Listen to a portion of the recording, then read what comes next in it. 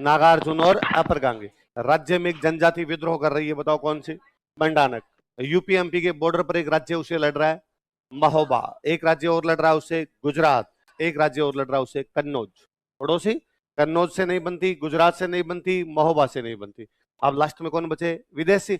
विदेशियों में हमले किसके हो रहे थे? गजनी। किसके हो रहे थे? और इस बार गजनी की तरफ से एक नया आदमी आ रहा था, उसका नाम था मोहम्मद गोरी। क्या नाम था?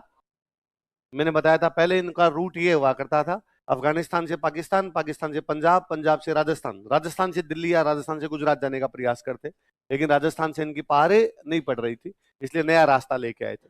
नया रास्ता क्या था? अफगानिस्तान से पाकिस्तान, पाकिस्तान से पंजाब, पंजाब से हरियाणा और हरियाणा से दिल्ली। लेकिन उधर भी दिल्ली में चौहान जाके बैठ गए, हरियाणा में हांसी में चौहान जाके बैठ गए, इसलिए उधर भी उनकी पहाड़े नहीं पड़ रही थी। इस बार गोरी की थोड़ी सी हिम्मत बढ़ी। गोरी पंजाब में अपने एक जगह पे कब्जा कर गया था, बठिंडा। कहां कब्जा कर गया? बठिंडा को तब बोला करते तबर हिंद। क्या बोलते? कुल मिला के अपने पंजाब पर कब्जा कर लिया उसने, एक जगह पर कब्जा कर लिया पंजाब की। अब दिल्ली में बैठा पृथ्वीराज, और बठिंडा में कौन बैठा? मोहम्मद गोरी। अब मोहम्मद गोरी को कहां पे कब्जा करना है? दिल्ली। और पृथ्वीराज को क्या छुड़वाना है? अपना बठिंडा। तो उधर से पृथ्वीराज की सेना दिल्ली से रवाना होगी पंजाब की तरफ, इधर से गोरी की सेना पंजाब से रवाना होगी दिल्ली की तरफ। तो दिल्ली और पंजाब के बीच में क्या आएगा? हरियाणा। और हरियाणा में वो जगह जहां पर दोनों भीड़, उसका नाम है तराइन। क्या नाम है? तराइन का पहला युद्ध। लड़ाई होती है, लड़ाई में पृथ्वीराज जीत जाता है। कौन जीत जाता है? अच्छा, पृथ्वीराज जाएगा तो पृथ्वीराज के साथ उसके सामंत भी जाएंगे। और दिल्ली से उसका एक सामंत था, उसका नाम था गोविंदराज तोमर। क्या नाम था? क्योंकि दिल्ली किसकी थी? तोमरों की थी। तो दिल्ली, और दिल्ली वाले तोमर जो थे वो चौहानों के क्या बन गए थे? सामंत। तो कौन सा सामंत गया था बताओ? गोविंदराज तोमर। किसके साथ? पृथ्वीराज के साथ। युद्ध होता है, युद्ध में पृथ्वीराज जीतता है।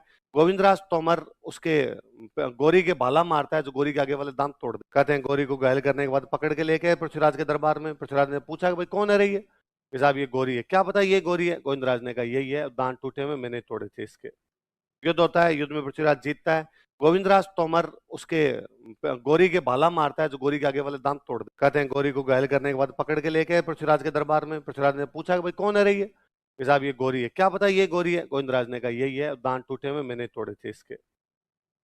पृथ्वीराज ने गोरी से पूछा कि हाँ भाई वो गोरी बता, क्या किया जाए? मार दिया जाए या बता तेरे साथ क्या सलूक किया जाए? और गोरी ने कहा मैं तुम्हारी काली गाय हूं। क्या कहा था? काली गाय। गाय होती है गाय। तो अपने यहाँ पे सबसे बड़ी माफी थी कि तू खुद को गाय मान ले। खुद को क्या मान ले? मुंह में तिनका ले ले। क्या ले ले मुंह में? तिनका समझो, तिनका घास। गाय क्या खाती है? तो दुश्मन को यदि बचना है तो सीधा तरीका है कि मुंह में घास ले ले। मुंह में घास लेने का मतलब है मैं खुद को क्या मानता हूं? गाय। और अपने यहाँ गाय को मारते। और गौरी ने मुंह में तिनका लिया, उसने कहा मैं तुम्हारी गाय हूं, प्लीज छोड़ दो, मारना मत मेरे को। पृथ्वीराज ने कहा भाग यहाँ से, दिखना मत दोबारा। पृथ्वीराज के मंत्रियों ने कहा अरे पृथ्वीराज क्या कर रहे हो, क्यों छोड़ रहे हो इसको? मैंने कहा इसने तिनका मुंह में लेके माफी मांगी है, भारत में सबसे बड़ी माफी यही मानी जाती है, और ये अपने आप गाय मान रहा है, गाय को थोड़ी मारते हैं कोई। मंत्रियों ने कहा कि देख, ये बातें उन लोगों पर लागू होती है जो भारत की कल्चर को फॉलो करते हैं। भारत के लोग गाय को माता मानते हैं, इसलिए गाय को मारते नहीं है। और इसलिए गाय को, यदि कोई अपने आप को गाय मान रहा है तो हम उसको भी मारते नहीं। पर ये तो वो लोग हैं जो गाय खाते हैं, इनके तो ये कल्चर फॉलो ही नहीं होती। ये तो मरने के डर से गाय बना हुआ है।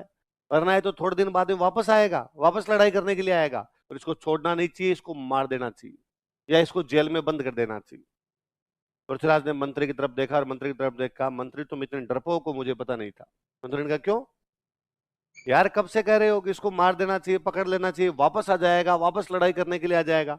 उसने कहा सही बात है, आ जाएगा। तुम्हारी तलवारों की जंग लगा है, क्या वापस आएगा? तुम वापस तलवार नहीं उठा सकते? क्या वापस नहीं लड़ सकते? क्या हमारी संस्कृति का अपमान करें? हमारी कल्चर जो कर रही है, जो बढ़ के करते आ रहे हैं, तो उसको छोड़ दें? और मंत्री ने कहा साहब ये कोई दिक्कत नहीं, आपको यदि ऐसा लगता है तो छोड़ दिया जाए। तो गौरी को यहाँ से छोड़ दिया।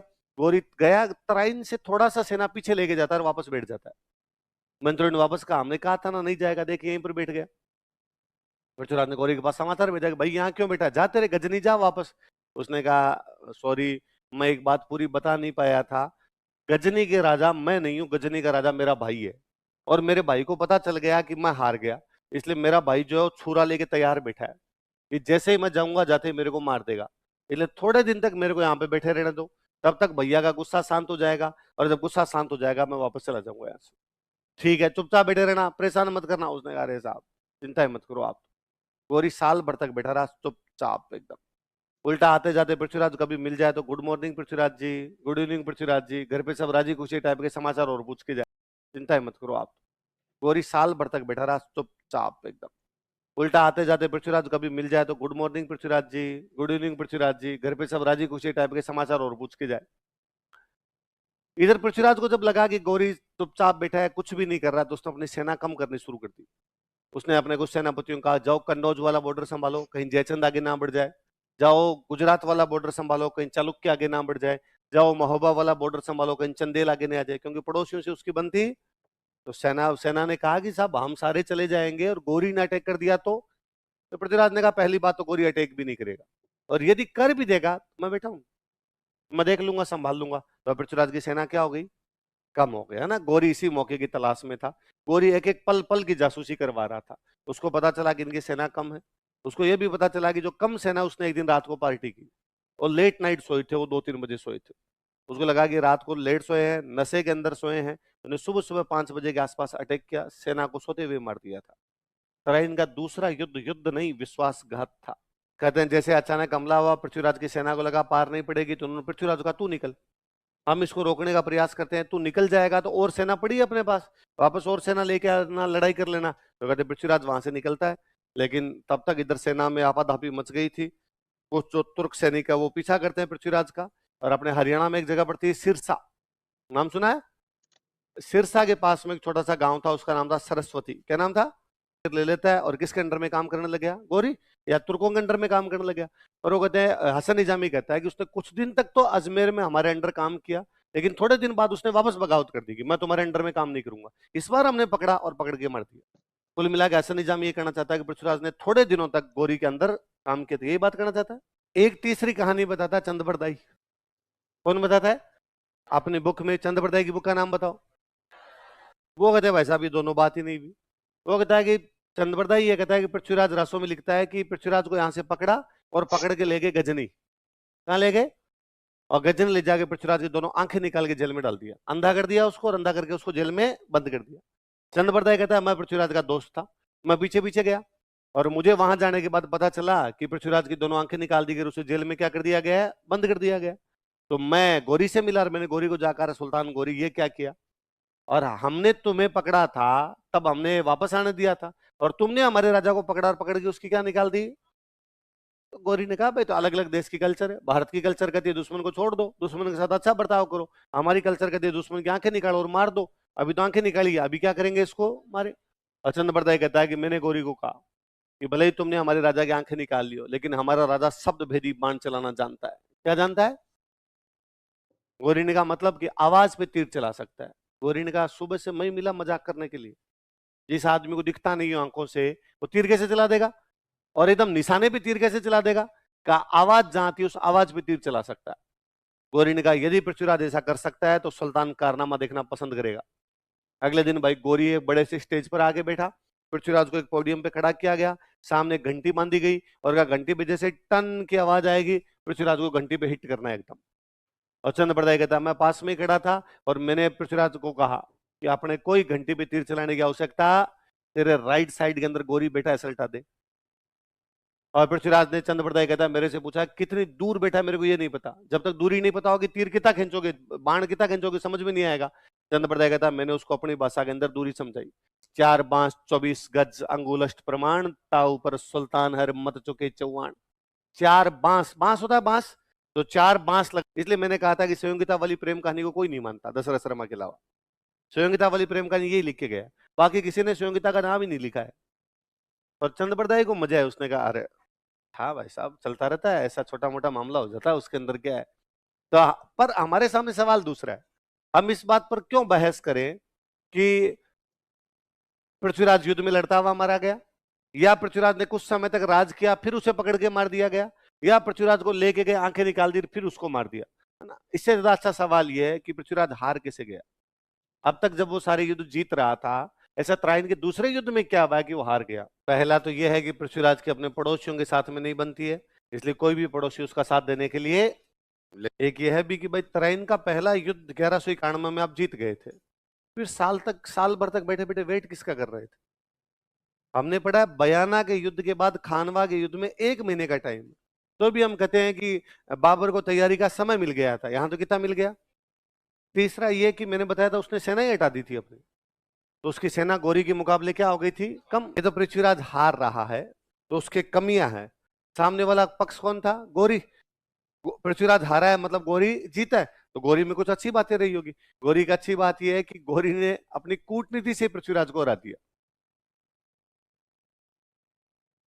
किसे पृथ्वीराज को हरा दिया भाई, ये उसकी डिप्लोमेसी है ना, कि उसने पृथ्वीराज का एक बार छोड़ दे दोबारा मैं आऊंगा। फिर उसने पृथ्वीराज का मेरा भाई राजा है थोड़े दिन तक मेरे को यहां पे बैठने दे। फिर उसने पृथ्वीराज की पूरी जासूसी करवाई, उसको ये तक पता था रात को कितने बजे सोते हैं। आप पूरा एकदम ध्यान रख रहे थे एक एक बात का, तो आपने बिना लड़ाई किसे हरा दिया पृथ्वीराज को। एक कारण वो जो परंपरागत भारतीय कमियों के कारण थे कि गौरी की सेना घोड़े लेके आई थी, पृथ्वीराज की सेना में क्या थे, हाथी। तो सुबह सुबह जब अचानक अटैक किया था, हाथी भी तो बेचारे सो रहे थे, तो हाथियों की नहीं समझ में, उनको तो खुद के आउट ऑफ सिलेबस था। तो हाथी इधर उधर भागने लगे, खूब सारी सेना को तो हाथी कुचल गए थे इनकी। मैं कई बार सोचता हूँ कि यार ये हाथी और भारी हथियार तो तराइन के पहले युद्ध में भी तो थे। पर आपकी कमियां तभी देखी जाती है जब आप हारते हो। जब तक आप जीत रहे होते हो तब तक इनकी तरफ कोई भी ध्यान देता। इन्हीं हाथियों से, इन्हीं भारी हथियारों से उसने कौन सा युद्ध जीता था। और तराइन का पहला युद्ध छोड़ो, उसके सामने जो आए सबको मारा उसने भगा भगा के। वही सेम चीजों का ध्यान रखते वो। और इससे पता नहीं कितने पीढ़ियों तक ये चौहान इन तुर्कों के खिलाफ लड़ रहे थे, इन्हीं चीजों से जीत रहे थे। पर जिस दिन आप हारते हो, दुनिया कमियां कमियां देखती है। इसलिए यदि आप सिलेक्ट हो जाओगे तो थोड़े बहुत कम भी पढ़े हो तो भी लोग कहेंगे 9th से ही बनना चाहता था ये तो। और हमें तो फर्स्ट क्लास से पता चल गया था कि आरएसी बनेगा। एक बार ये फर्स्ट में पढ़ता था और स्कूल में भाषण देने के लिए आए थे, तब इसने कहा था मैं भी इनकी तरह भाषण दूंगा, एसटीएम साहब की तरह। हमें पता चल गया था पूत के पग पालने में दिख गए थे। और बहुत पढ़ता था, सारे दिन पढ़ता रहता था, कोचिंग के अलावा कोई काम ही नहीं करता था। जाता था, नहाता था, आंखें खराब कर ली, चश्मा चढ़ गया, नंबर बढ़ गया था हमारे। और यदि आप सिलेक्ट नहीं हुए, आप कितने भी पढ़े थे, तो भी लोग कहेंगे पहले ही पता था जी। हाँ, जयपुर किसके चक्कर में जाते हैं हमें पता नहीं है क्या। हवा लग गई थी, शहर की हवा लग गई थी, चाय की थड़ियों पे बैठे रहते थे, नशे करते थे जी, उधर फिल्में देख के वापस आ जाते थे। ऐसी कोचिंगें थी इनकी, ऐसे ये थे। यही होगा। इसलिए सफलता के कई पिता होते हैं, असफलता अनाथ होती है। सफलता के कई पिता होते हैं या कई रिश्तेदार होते हैं, असफलता।